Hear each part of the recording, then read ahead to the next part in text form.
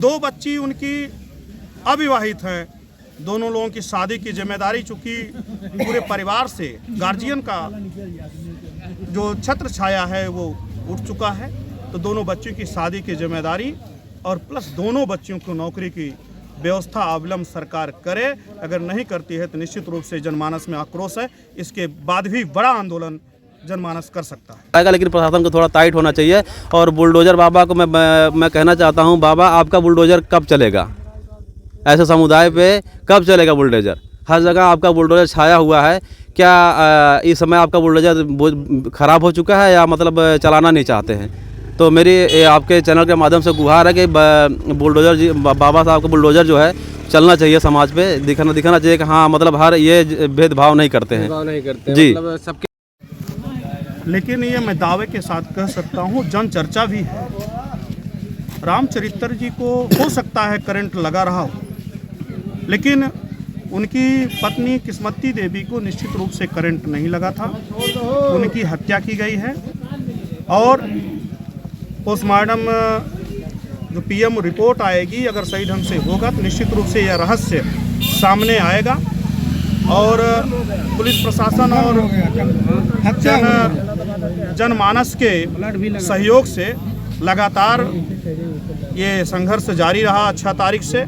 और कल अभी हम लोगों ने माननीय नंदलाल गौतम साहब, माननीय वेद प्रकाश जी और मास्टर साहब, तमाम लोगों के सहयोग से हम लोगों ने अयोध्या से भी गोताखोर मंगाया था। काफ़ी मेहनत कल भी हुई और आज भी काफ़ी मेहनत पूरी टीम, कई टीम आजमगढ़ और इस नाले में और नदी में, हम लोग उधर नहर में थे और ये टीम इधर नदी में लगी हुई थी। यहाँ के अढ़नपुर के निवासियों ने देखा और बताया कि एक लाश यहाँ है। हम लोग यहाँ तुरंत पहुँच करके उनकी पहचान किए कि रामचरित्र की लाश थी। पुलिस प्रशासन के लोगों ने उनको अपने कब्जे में लिया और पोस्टमार्टम के लिए भेज दिया है। और माननीय उप जिलाधिकारी महोदय, माननीय जिलाधिकारी महोदय और सरकार से ये जनता की तरफ से मैं मांग करता हूँ कि अविलंब उनको भूमिहीन होने के नाते अविलंब उनको ज़मीन पट्टा करके उसकी कार्रवाई पूरी करें और उस परिवार को कम से कम 50 लाख रुपए सरकार, माननीय मुख्यमंत्री महोदय अपने कोष से देने का काम करें। दो बच्ची उनकी अविवाहित हैं। दोनों लोगों की शादी की जिम्मेदारी चूंकि पूरे परिवार से गार्जियन का जो छत्र छाया है वो उठ चुका है, तो दोनों बच्चों की शादी की जिम्मेदारी और प्लस दोनों बच्चियों को नौकरी की व्यवस्था अविलंब सरकार करे। अगर नहीं करती है तो निश्चित रूप से जनमानस में आक्रोश है।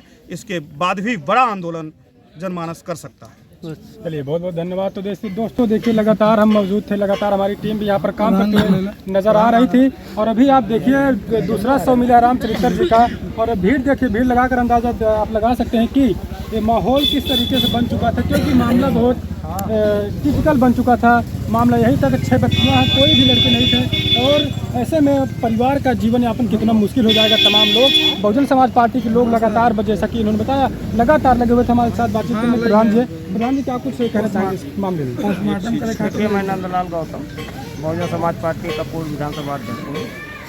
इस घटना में 5 तारीख से सर्व समाज के लोग, जिनके अंदर मानवता और आत्मीयता जिंदा थी, जाति धर्म संप्रदाय से उठ करके लोगों ने मेहनत किया, सहयोग किया। और मैं धन्यवाद देना चाहूँगा यहाँ के क्षेत्राधिकारी और एसएचओ खुदान को, कि उन लोगों ने भी मेहनत में कोई कमी नहीं की है। लेकिन दुर्भाग्य था कि लगभग 9-10 दिन बीत गए और 100 प्राप्त नहीं हुआ।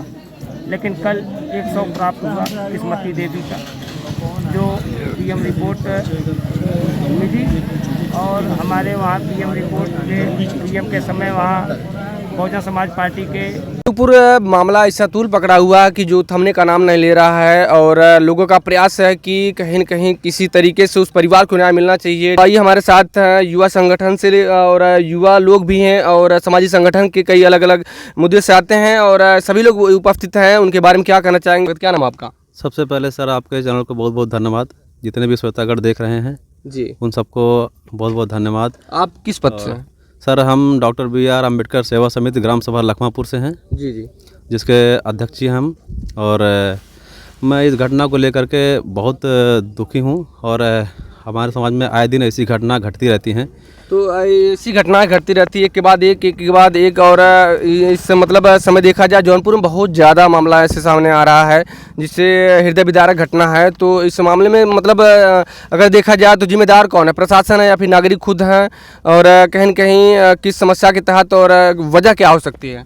वजह सर यही है, जाति वर्चस्व पे हमारा जो है ये राजनीतिक जो है जाति वर्चस्व पे यहाँ उत्तर प्रदेश में बहुत ज़्यादा आक्रोश है, और इस वजह से जो है आए दिन शोषित वंचित लोगों को ही शोषण होता रहता है।